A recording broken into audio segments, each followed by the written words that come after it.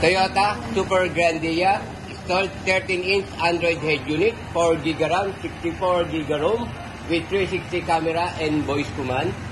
Ito po yung ating front camera. Side.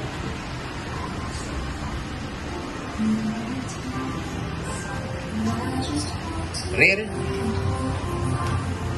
And another side camera.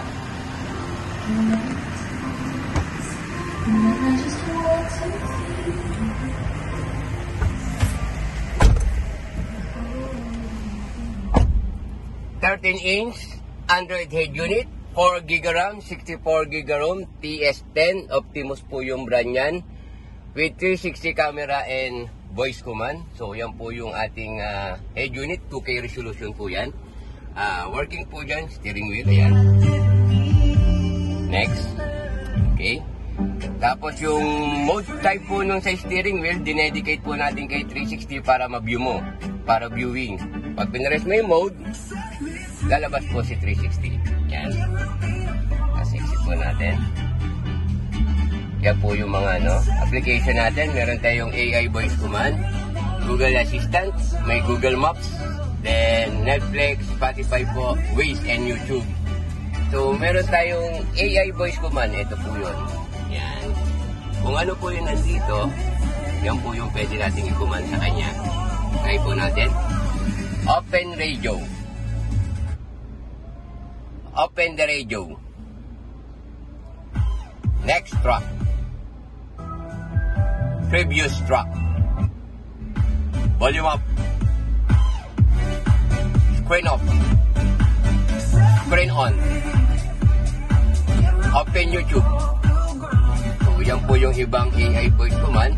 Pag hindi naman natin gagamitin, off lang po natin. Ito po. Meron din po tayong Google Assistant. Press mo yung voice of steering wheel. Yan. I want to go SM Molino. So, siya yung kukuha ng route through Google Maps. Pwede nyo rin pong gamitin sa Spotify at YouTube yung Google Assistant natin. Press mo lang. Play Eagles on YouTube. So, siya yung kukuha ng singer through YouTube. Okay? So, demo naman natin yung 360 natin. Yung 360 po natin, meron siyang auto trigger within 20 kph po. Pagka nag-signalize ka, left signal. Yan po, may auto trigger ka. Right signal.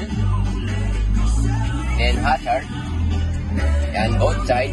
At yung ating special reverse. Yan po. Okay.